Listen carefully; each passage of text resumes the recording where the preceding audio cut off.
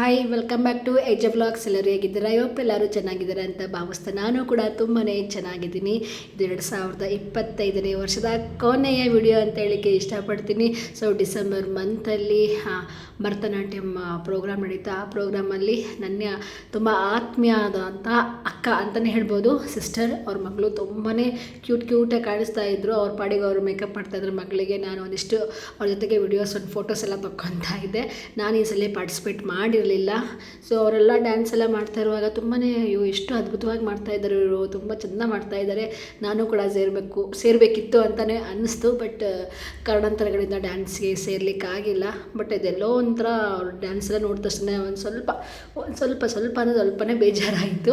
But ಏನು ಮಾಡೋಕ್ಕಾಗಲ್ಲ. ಒಂದಿಷ್ಟು ನಮ್ಮದು ಮನೆ ಜವಾಬ್ದಾರಿ ಆಗಿರ್ಬೋದು, ಫ್ಯಾಮಿಲಿ ಕೆಲಸ ಅಂತೆಲ್ಲ ಇದ್ದಾಗ ಕೆಲವೊಂದನ್ನು ನಾವು ಸ್ಯಾಕ್ರಿಫೈಸ್ ಮಾಡಬೇಕಾಗುತ್ತೆ. ಅದೇ ರೀತಿಯಾಗಿ ನಾನು ಕೂಡ ಮಾಡಿದೆ. ಇದಾದಮೇಲೆ ಎಲ್ಲರ ಜೊತೆಗೂ ತುಂಬಾ ಖುಷಿಯಾಗಿ ಫೋಟೋಸ್ ಎಲ್ಲ ತಕ್ಕೊಂತ, ಅದಾದಮೇಲೆ ಒಂದಿಷ್ಟು ಸ್ಟೇಜ್ ಮೇಲೆ ಇರುವಂತಹ ಒಂದಿಷ್ಟು ಡೆಕೋರೇಟ್ ಎಲ್ಲ ಮಾಡಿ ಅದನ್ನು ಎಂಟ್ರೆನ್ಸಲ್ಲಿ ಹೂವೆಲ್ಲ ಬಿಡಿಸಿ, ಅದಾದಮೇಲೆ ಸ್ವಲ್ಪ ಫ್ರೀಯಾಗಿ ಹೋಗಿ ಕುತ್ಕೊಂಡೆಲ್ಲ ಒಂದಿಷ್ಟು ವೀಡಿಯೋಸ್ನ ಫೋಟೋಸ್ನೆಲ್ಲ ತಗೊತಾ ಇದ್ದೀನಿ. ಮಕ್ಕಳು ಎಷ್ಟು ಚೆನ್ನಾಗಿ ಡ್ಯಾನ್ಸ್ ಮಾಡ್ತಾಯಿದ್ದಾರೆ, ನೋಡಲಿಕ್ಕೆ 2 ಕಣ್ಣು ಸಾಲದು ಅಷ್ಟು ಅದ್ಭುತವಾಗಿ ಡ್ಯಾನ್ಸ್ ಮಾಡ್ತಾಯಿದ್ದಾರೆ. ಇದಾದಮೇಲೆ ಒಂದಿಷ್ಟು ಮೂಮೆಂಟ್ಸ್ಗಳೆಲ್ಲನೂ ಸಹ ಬಂದಿರೋ ಗೆಸ್ಟ್ಗಳಿಗೆಲ್ಲ ಕೊಟ್ಟು, ಅದಾದಮೇಲೆ ಒಂಥರ ಅದ್ಭುತವಾಗಿ ನಮ್ಮ ಮನೆಯ ಪ್ರೋಗ್ರಾಮ್ ನಡೀತು ಅನ್ನೋಷ್ಟು ಖುಷಿ ಆಗ್ತಿತ್ತು. ಯಾಕಂದರೆ ನಾನು ಕೂಡ ಅಲ್ಲಿ ಒಬ್ಬ ಸ್ಟೂಡೆಂಟ್ ಆಗಿರೋದ್ರಿಂದ ತುಂಬಾ ಅದನ್ನು ಅವ್ರ ಮೇಡಮ್ ಏನು ಹೇಳಿದ್ರೋ ಅದು ತಕ್ಕಂಗೆ ನಾನು ಒಂದು ಜವಾಬ್ದಾರಿನ ಹೊತ್ಕೊಂಡು ನಿಭಾಯಿಸಿದೆ ಅಂತಲೇ ಹೇಳಲಿಕ್ಕೆ ಇಷ್ಟಪಡ್ತೀನಿ. ಒಂದು ಕಡೆ ಕೆಲಸ ಇದ್ರೂ ಸಹ ಕೆಲಸಕ್ಕೆ ಒಂದು ಸ್ವಲ್ಪ ಹೇಳ್ಬಿಟ್ಟು, ಅದಾದಮೇಲೆ ಅವರು ಸಹ ನನಗೆ ಸಪೋರ್ಟ್ ಮಾಡಿ ಹೋಗಿ ಅಂತ ಹೇಳಿದರು. ಬಂದು ರೀಸನ್ಗೋಸ್ಕರ ಈ ಒಂದು ಅದ್ಭುತವಾದಂಥ ಒಂದು ಡ್ಯಾನ್ಸ್ ಪ್ರೋಗ್ರಾಮ್ನ ನೋಡಲಿಕ್ಕೆ ಒಂದು ಅವಕಾಶ ಸಿಕ್ತು ಅಂತಲೇ ಹೇಳ್ಬೋದು. ಈಗ ನೀವೇ ನೋಡ್ತಾ ಇರ್ಬೋದು ಎಷ್ಟು ಅದ್ಭುತವಾಗಿ ಮಕ್ಕಳು ಡ್ಯಾನ್ಸ್ ಮಾಡ್ತಾ ಇದ್ದಾರೆ ಅಂತ.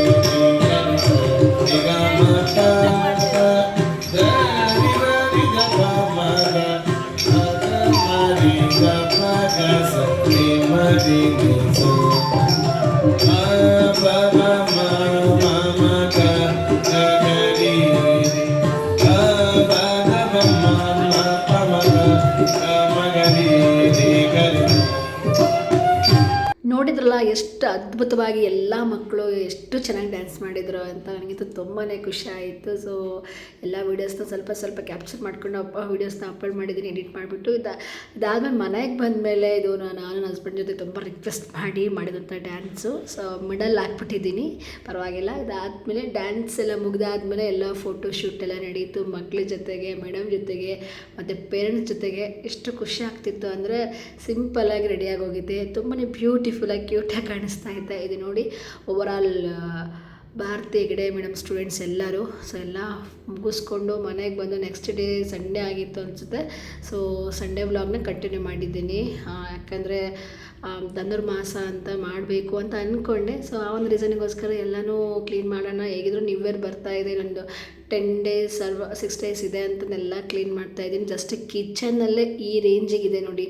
ಎಷ್ಟೇ ಕ್ಲೀನ್ ಮಾಡಿಕೊಂಡ್ರು ಯಪ್ಪ ಎಲ್ಲನಾದರೂ ಧೂಳು ಇದ್ದೇ ಇರುತ್ತೆ. ಸೊ ಅದಕ್ಕೋಸ್ಕರನೇ ಈಗ ಕೆಲ್ಸಕ್ಕೆ ಹೋಗ್ತಿರೋದ್ರಿಂದ ಹೇಗಾಗ್ಬಿಟ್ಟಿದೆ ಅಂದರೆ ಎಲ್ಲನೂ ಒಂದೇ ಸಲ ಕ್ಲೀನ್ ಮಾಡ್ಕೊಳಕ್ಕಾಗಲ್ಲ. ಒಂದು ಸ್ಟೆಪ್ ಕ್ಲೀನ್ ಮಾಡ್ಕೊಂಡು ನೆಕ್ಸ್ಟ್ ಡೇಗೆ ಇನ್ನೊಂದು ಸ್ಟೆಪ್ ಕ್ಲೀನ್ ಮಾಡ್ಕೊಳೋ ಥರ ಪರಿಸ್ಥಿತಿ ಬಂದಿದೆ. ಈಗ ಸಣ್ಣ ಇರೋದ್ರಿಂದ ನಮ್ಮ ಹಸ್ಬೆಂಡ್ಗೆ ಹೇಳಿದೆ, ನಾನು ಮೇಲೆಲ್ಲ ಸ್ವಲ್ಪ ಕ್ಲೀನ್ ಮಾಡಿಕೊಟ್ಬಿಡಿ, ಕೆಳಗೆ ನಾನು ಕ್ಲೀನ್ ಮಾಡ್ಕೊತೀನಿ, ಅವ್ರು ಕೆಲ್ಸಕ್ಕೆ ಹೋಗಬೇಕು ಅಂತಲೇ ಹೇಳಿದರು. ಸಂಡೇ ಇತ್ತು, ಅವರು ಏನೋ ಬೇರೆ ಕೆಲಸ ಇತ್ತು, ಅದು ಸರಿ ಅಂದ್ಕೊಂಡು ಜಸ್ಟ್ ಮೇಲೊಂದು ಕ್ಲೀನ್ ಮಾಡಿಕೊಡಿ ಅಂತೇಳಿ. ಟಿಫನ್ನು ಕೂಡ ಮಾಡಿಲ್ಲ, ಹೋಟ್ಲಲ್ಲೇ ತರಿಸ್ಕೊಟ್ರು. ಸೊ ಅದಾದಮೇಲೆ ನಾನು ಕೂಡ ಮೇಲೆಲ್ಲ ಕ್ಲೀನ್ ಮಾಡಿ ಕೆಳಗಡೆ ನಾನು ಮಾಡಿದೆ, ಮೇಲೆ ಅವರೆಲ್ಲ ಕ್ಲೀನ್ ಮಾಡಿ ಕೊಟ್ಟರು.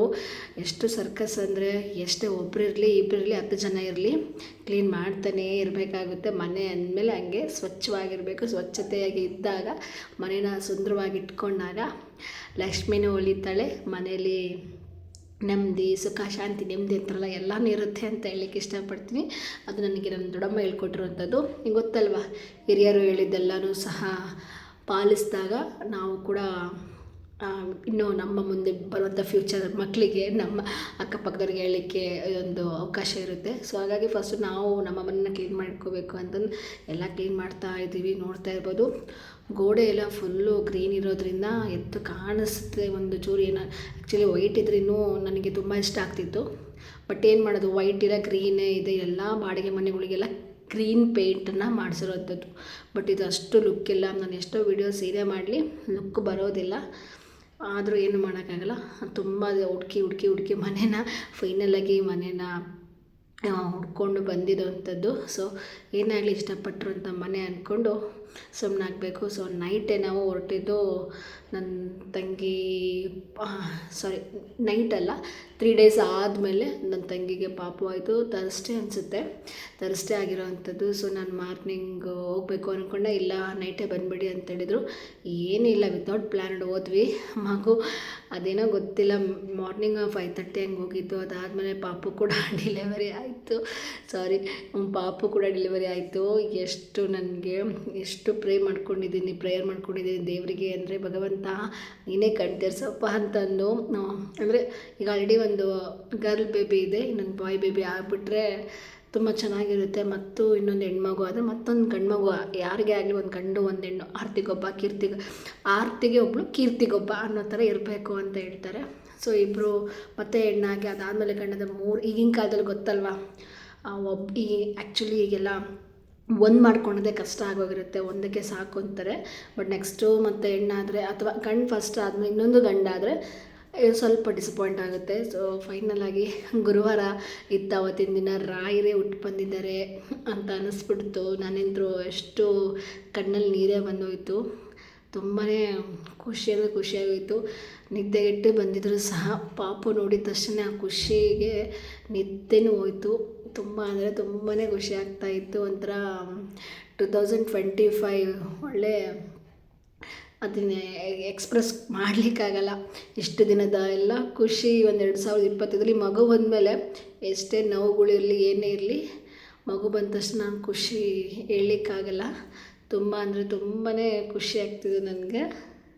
ಒಂದು ಕಡೆ ಮಗು ಆಗಿರೋ ಖುಷಿ ಇದ್ದರೆ ನನ್ನ ತಂಗಿ ಕಡೆ ನಾವು ತಲೆನೇ ಕೆಡಿಸ್ಕೊತಾ ಇರಲಿಲ್ಲ. ಆಮೇಲೆ ನರ್ಸ್ ಕರೆದ್ಬಿಟ್ಟು ಅವ್ರು ಕರಿತಾ ಇದ್ದಾರೆ ಹೋಗಿ ಅಂತ ಅಂದು ಅವ್ರನ್ನ ಮಾತಾಡಿಸ್ಕೊಂಡು, ಪಾಪಕ್ಕೆ ಚೆನ್ನಾಗಿ ಹೆಲ್ದಿಯಾಗಿದೆ, ನೀನು ಹುಷಾರಾಗಿರು ಅಂತೇಳಿ ಅವಳನ್ನು ಕೂಡ ಆಪ್ರೇಷನ್ ಥಿಯೇಟ್ರಿಂದ ಈ ಕಡೆ ನಾರ್ಮಲ್ ವಾರ್ಡಿಗೆ ಹಾಕಿದರು. ಸೊ ಎಲ್ಲರೂ ರಿಲೇಷನ್ಸ್ ಎಲ್ಲ ಬಂದು ನೋಡಿ ಹೋಗ್ತಾಯಿದ್ರು. ನನ್ನ ತಂಗಿ ಅಂದರು ಪಾಪು ಬಾಯ್ ಬೇಬಿ ಅಂತ ಫುಲ್ ಖುಷಿಯಾಗೋಯಿತು. ಯಾಕೆ ಗರ್ಲ್ ಬೇಬಿ ಆಗಿದ್ರೆ ಇನ್ನೇಗೆ ಆಗ್ತಿತ್ತು ಅಂದೆ. ಹಾಗೇನಿಲ್ಲ, ಸ್ವಲ್ಪ ಬೇಜಾರಾಗ್ತಿತ್ತು. ಅಂದರೆ 2 ಹೆಣ್ಣಾಗುತ್ತೆ ಮತ್ತೊಂದು ಮಗು ಆ ಥರ ಎಲ್ಲ ಅವಳು ಫೀಲ್ ಮಾಡ್ಕೊತಾ ಇದ್ದ. ಅವ್ರ ಹಸ್ಬೆಂಡ್ ಹೇಳಿದ್ರಂತೆ ಸದ್ಯ ಆಪ್ರೇಷನ್ ಏನು ಮಾಡಿಸಲ್ಲ ಅಂತಂದು, ಒಂದು ಕಾರಣಕ್ಕೋಸ್ಕರ. ಸೊ ಪ್ರತಿಯೊಬ್ಬರು ಅವ್ರ ಅಕ್ಕಪಕ್ಕ ಮನೆಯವರು ಎಲ್ಲರೂ ಬಂದು ಹೋದರು. ನಮ್ಮ ಫ್ಯಾಮಿಲಿ, ಅಮ್ಮನ ಫ್ಯಾಮಿಲಿ ಎಲ್ಲರೂ ಬಂದು ಹೋದರು. ಫೈನಲಾಗಿ ಹಾಸ್ಪಿಟಲ್ ವತಿಯಿಂದ ಬೇಬಿ ಫೋಟೋ ಎಲ್ಲ ಕ್ಯಾಪ್ಚರ್ ಮಾಡಿಬಿಟ್ಟು ಡೇಟು ಎಲ್ಲನೂ ಸಹ ಹಾಕ್ಬಿಟ್ಟು ಒಂದು ಫೋಟೋ ಕೊಟ್ಟರು. ಆಲ್ಬಮ್ ಇದನ್ನು ಫೋಟೋ ಫ್ರೇಮ್ ಮಾಡಿಬಿಟ್ಟು ತುಂಬ ಕ್ಯೂಟಾಗಿತ್ತು. ಸೊ ಬೇರೆ ಕಡೆ ಎಲ್ಲ ಇನ್ನೂ ಬೇರೆ ಡಿಫ್ರೆಂಟಾಗಿ ತೆಗಿಸ್ತಾರೆ ಅಂತೆ. ಬಟ್ ಇಲ್ಲೇನೋ ಅಷ್ಟು ಚೆನ್ನಾಗೇನು ತೆಗ್ದಿರಲಿಲ್ಲ. ಇಟ್ಸ್ ಓಕೆ ಅಂದ್ಕೊಂಡು ನೈಟು ಹಾಸ್ಪಿಟಲ್ ನಾನೇ ಇರ್ತೀನಿ ಬೇಡ ಅಂತೇಳಿ ಅಮ್ಮರಿಗೆಲ್ಲ ಮನೆಗೆ ಕಳಿಸ್ದೆ. ಬಂದು ಇದ್ದಾಗ ಮಗು ಬಟ್ ಬೇರೆಯವ್ರ ಮಗು ಥರ ಡಿಸ್ಟರ್ಬ್ ಏನು ಮಾಡಲಿಲ್ಲ, ತುಂಬ ಹಾಗೆ ಮಲ್ಕೊಂಡಿದ್ದ. ಅದಾದಮೇಲೆ 3:30-4 ಗಂಟೆ ಸುಮಾರು ಎದ್ಬಿಟ್ಟು ಅಳ್ತಾ ಇದ್ದ. ನಾನು ಕೃಷ್ಣ ಕೃಷ್ಣ ಅಂತ ಹೇಳ್ತಾ ಇರೋ ಸಂದರ್ಭದಲ್ಲಿ ಮಗು ಫುಲ್ಲು ಸೈಲೆಂಟಾಗಿ ಹೋಗ್ಬಿಡ್ತು. ನನಗೆ ಎಷ್ಟು ಖುಷಿ ಆಯಿತು ಅಂದರೆ, ಭಗವಂತ ನೆನೆಸ್ಕೊಂಡಾಗ ಎಂಥರೇ ಯಾವುದೇ ಸಿಚುವೇಶನ್ ಇದ್ದರೂ, ತೊಂದರೆಯಲ್ಲಿದ್ದರೂ ಭಗವಂತ ಕಾಪಾಡ್ತಾನೆ ಅನ್ನೋದಕ್ಕೆ ಇದೇ ಒಂದು ದೊಡ್ಡ ಉದಾಹರಣೆ ಅಂತ ಹೇಳಲಿಕ್ಕೆ ಇಷ್ಟಪಡ್ತೀನಿ. ನನಗೆ ಅದೇ ಫೀಲ್ ಆಗಿದ್ದು. ಅವನು ಯಾವಾಗ ಅಳ್ತಾ ಇದ್ನೋ ಪಾಪು, ಆವಾಗ ಕೃಷ್ಣ ಕೃಷ್ಣ ರಾಧೆ ರಾಧೆ ಅಂತ ಹೇಳ್ತಾ ಇದ್ದೆ. ಹೇಳೋಂಥ ಸಂದರ್ಭದಲ್ಲಿ ಮಗು ನಿಧಾನಕ್ಕೆ ಹಾಗೇ ಮಲಗಿಬಿಡ್ತು. ನನಗೆ ತುಂಬ ಅಂದರೆ ತುಂಬಾ ಖುಷಿ ಆಯಿತು. ಅದಕ್ಕೆ ನಮ್ಮ ತಂಗಿ ಕೇಳ್ತಾ ಇದ್ದಾಳೆ, ಏನು ನಿಕ್ ನೇಮ್ ಏನು ಇಡಬೇಕು ಹಾಗೆ ಹೇಗೆ ಅಂತ ಕೇಳ್ತು. ಪ್ರೀತಿನ ಏನು ಕರೆಯೋಣ ಅಂತ ಕೇಳ್ತಾ ಇಲ್ಲ. ಅದಕ್ಕೆ ನಾನು ಕ್ರಿಶ್ ಅಂತಂದು ಕರೆಯೋಣ ಅಂತೆಲ್ಲ ಹೇಳ್ತಾ ಇದ್ದೆ. ನೋ ಹೌದಾ ಸರಿ ಅಂತ ಅಂದರು. ಬಟ್ ಅದು ಅಷ್ಟು ಬೇಗ ಕ್ರಿಶ್ ಅಂತ ಬರೋಲ್ಲ, ಗುಡ್ಡು ಗುಡ್ಡು ಅಂತಿದ್ದಾರೆ, ನೋಡಬೇಕು. ಇದಾದಮೇಲೆ ಮಾರ್ನಿಂಗ್ ನಮ್ಮ ಹಸ್ಬೆಂಡ್ ಕೂಡ ಬಂದುಬಿಟ್ಟು ಮಗುನ ಆಟ ಆಡಿಸ್ತಾ ಇದ್ದಾರೆ. ನಾನು ಫಸ್ಟ್ ಟೈಮ್ ಅಪ್ಪಿ ಇಷ್ಟು ಚಿಕ್ಕ ಮಗುನ ಎತ್ಕೊತಿರೋದು ಅಂತಂದು. ಹೌದಾ ಅಂತೇಳಿ ಹುಷಾರಾಗಿ ಇದು ಮಾಡಿ ಅನ್ನೋ ಸರಿ ಅಂದ್ಕೊಂಡು ಅವರು ಆಟ ಆಡಿಸ್ತಾ ಇದ್ದಾರೆ. ನಾವು ಗೊತ್ತಿಲ್ಲದಂಗೆ ವಿಡಿಯೋ ಎಲ್ಲ ಮಾಡ್ತಾಯಿದ್ದೀವಿ. ನಮಗೆ ಗೊತ್ತಿದ್ದ ನನ್ನ ತಂಗಿ ಕೂಡ ವಿಡಿಯೋ ಮಾಡ್ತಾ ಇದ್ದಾಳೆ ಮಗು ಜೊತೆಗೆ ಇದ್ದಿದ್ದು. ಅದೇನೋ ಒಂಥರ ನಮ್ಮ ಮಗುನೇ ಅನ್ನೋದು ಅಷ್ಟು ಫೀಲ್ ಆಗೋಗ್ಬಿಡುತ್ತೆ ಇಬ್ಬರು ಎತ್ಕೊಂಡಾಗ. ಏನೇ ಆಗಲಿ ಸ್ವಲ್ಪ ಬೇಜಾರು ಕೂಡ ಆಗುತ್ತೆ. ನಾವೇನೇ ಪ್ರೊಫೆಷ್ನಲ್ ಹೆಂಗೆ ಇರಲಿ, ನಮ್ಮ ಡ್ರೀಮ್ಸ್ ಏನೇ ಕಂಪ್ಲೀಟ್ ಆಗಲಿ, ಏನೇ ಇದ್ರೂ ಸಹ ಮದುವೆ ಆದಮೇಲೆ ಅದೊಂದು ಸ್ವಲ್ಪ ಬೇರೆ ಮಗು ಎತ್ಕೊಂಡಾಗ ನಮ್ಗೆ ಫೀಲ್ ಕಾಡುತ್ತೆ. ನನಗೆ ಆಗ ಅನುಭವ ಆಯಿತು. ಅದಾದಮೇಲೆ 1 ಡೇ ಕಂಪ್ಲೀಟ್ ಆದಮೇಲೆ ನೆಕ್ಸ್ಟ್ ಡೇ 2 ಡೇಸ್ ಕಂಪ್ಲೀಟ್ ಅನಿಸುತ್ತೆ. ಅದಾದಮೇಲೆ ಮನೆಗೆ ಬಂದ್ವಿ, ದೊಡ್ಡಮ್ಮನ ಮನೆಗೆ ಬಂದ್ವಿ. ದೊಡ್ಡಮ್ಮನ ಕೂಡ ಎಲ್ಲನೂ ದೃಷ್ಟಿ ತೆಗೆದು ಆರತಿ ಎಲ್ಲ ತೆಗೆದು ಮಗಳನ್ನ ಮೊಮ್ಮಗನ್ನ ಮನೆ ಒಳಗೆ ಕರ್ಕೊಂಡ್ರು. ಊರಿಗೆ ಹೋಗ್ಬೇಕಿತ್ತು, ಬಟ್ ಊರಿಗೆ ಹೋಗೋಕ್ಕಾಗಿರಲಿಲ್ಲ. ಇಲ್ಲೇ ಯಾವಾಗ ಪ್ರಶ್ನೆ ಮಗನೂ ಸಹ ದೊಡ್ಡಮ್ಮನೇ ಮಾಡಿದರು. ದೊಡ್ಡಮ್ಮರ ಫ್ಯಾಮಿಲಿಯವರೆಲ್ಲರೂ ಸೇರ್ಕೊಂಡು ಮಾಡಿದರು. ಇದನ್ನು ಸಹ ನಮ್ಮ ದೊಡ್ಡಮ್ಮನೇ ಮಾಡ್ತಾಯಿದ್ದಾರೆ. ಏನು ಮಾಡಿದ್ರು ಮುಂದೆ ನಿಂತು ಎಲ್ಲನೂ ಮಾಡೋವಂಥದ್ದು ನಮ್ಮ ದೊಡ್ಡಮ್ಮನೇ. ಆಗ ನಾನಂತೂ ನನ್ನ ದೊಡ್ಡಮ್ಮ ಅಂತ ಅನ್ನಲ್ಲ, ಅಮ್ಮನೇ ಅನ್ನೋದು. ಇದಾದಮೇಲೆ ಅವ್ರ ಮೊಮ್ಮಗಳ ಜೊತೆಗೆ ಅಜ್ಜ ಅಜ್ಜಿ ಇಬ್ಬರು ಸಮಯನ ಕಳೀತಾ ಇದ್ದಾರೆ. ನೋಡ್ತಾ ಇರ್ಬೋದು. ನಮ್ಮ ದೊಡ್ಡಪ್ಪಗಂತೂ ಹೆಣ್ಮಕ್ಳಂದ್ರೆ ತುಂಬಾ ಇಷ್ಟ. ಸೊ ಎಷ್ಟು ಕ್ಯೂಟಾಗಿ ಇಬ್ಬರು ಮಾತಾಡ್ತಾ ಇದ್ದಾರೆ. ಅವ್ರಿಗೆ ಗೊತ್ತಿಲ್ಲದಂಗೆ ವೀಡಿಯೋಸ್ನೆಲ್ಲ ಹಂಗೆ ಶಾರ್ಟ್ಸ್ ವಿಡಿಯೋ ಮಾಡೋಣ ಅಂತ ಮಾಡಿಕೊಂಡೆ. ಹಾಗೆ ಕ್ಲಿಪ್ಸ್ ಎಲ್ಲ ಹಾಗೆ ಇರುತ್ತೆ ಅಲ್ವಾ, ಇನ್ಸ್ಟಾಗ್ರಾಮಿಗೆಲ್ಲ ಹಾಕಿರ್ತೀನಿ. ಸೊ ಅದ್ರ ಜೊತೆಗೆ ಯೂಟ್ಯೂಬಲ್ಲೂ ಹಂಗೆ ಮೆಮೊರೀಸ್ ಆಗಿ ಉಳ್ಕೊಳ್ಳುತ್ತೆ. ಒಂದು ಪಕ್ಷ ಇನ್ಸ್ಟಾಗ್ರಾಮ್ ಡಿಲೀಟ್ ಆದರೆ ಎಲ್ಲ ವೀಡಿಯೋಸ್ ಹೋಗುತ್ತೆ, ಬಟ್ ಯೂಟ್ಯೂಬಲ್ಲಿ ಆ ಥರ ಏನಿಲ್ಲ ಅಂದ್ಕೊಂಡು. ಇದಾದಮೇಲೆ ನನ್ನ ಮಗಳ ಜೊತೆಗೆ ನಾನು ಫುಲ್ ಟೈಮ್ ಸ್ಪೆಂಡ್ ಮಾಡ್ತಾಯಿದ್ದೆ.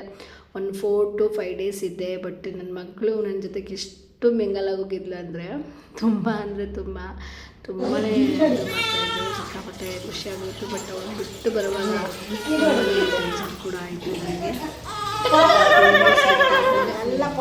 5 ಡೇಸ್ಗೆ ಮಗುಗೆ ಸ್ನಾನ ಮಾಡಿಸ್ತಾಯಿದ್ರು.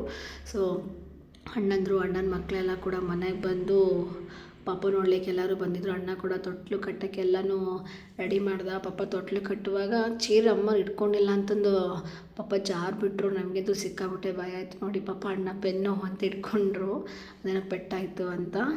ಸೊ ಹಾಗಾಗಿ ಹುಷಾರಾಗಿ ಇರಬೇಕು ಅಂತ ಅನಿಸ್ಬಿಡ್ತು. ಸಿಕ್ಕಾಬಿಟ್ಟೆ ಭಯ ಆಗೋಗ್ಬಿಡ್ತು ಎಲ್ಲರಿಗೂ.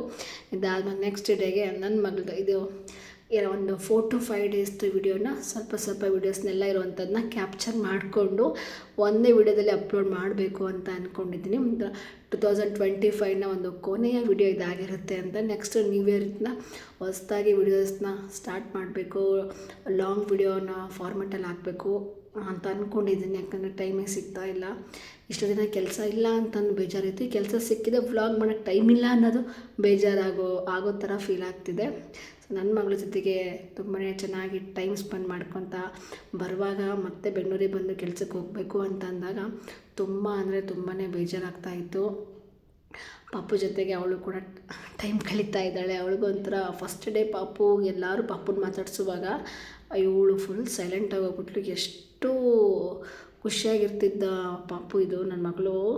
ಸೊ ತುಂಬಾ ಬೇಜಾರಾಗಿ ಹೋಗ್ಬಿಡ್ತು. ಹಾಗಾಗಿ ಎಷ್ಟೇ ಮಕ್ಕಳು ಬರಲಿ ಏನೇ ಇರಲಿ, ನೆಕ್ಸ್ಟ್ ಮಗು ಬಂದಾಗ ಫಸ್ಟು ಮಗುಗೆ ನೀವು ಮುಂಚೆ ಯಾವ ರೀತಿಯಾಗಿ ಟ್ರೀಟ್ ಮಾಡ್ತಾಯಿದ್ರಿ, ಪ್ರೀತಿ ಕೊಡ್ತಾಯಿದ್ರಿ, ಅದೇ ರೀತಿಯಾಗಿ ಆ ಮಗುಗೆ ಪ್ರೀತಿ ಕೊಡಬೇಕು. ಇಲ್ಲಾಂದರೆ ಎಂಥ ಚಿಕ್ಕ ಮಗು ಆಗಲಿ ದೊಡ್ಡ ಮಗು ಆಗಿರಲಿ, ನಾವೇ ಆಗಿರಲಿ ನೀವೇ ಆಗಿರಲಿ ತುಂಬ ಬೇಜಾರು ಮಾಡ್ಕೊತೀವಿ.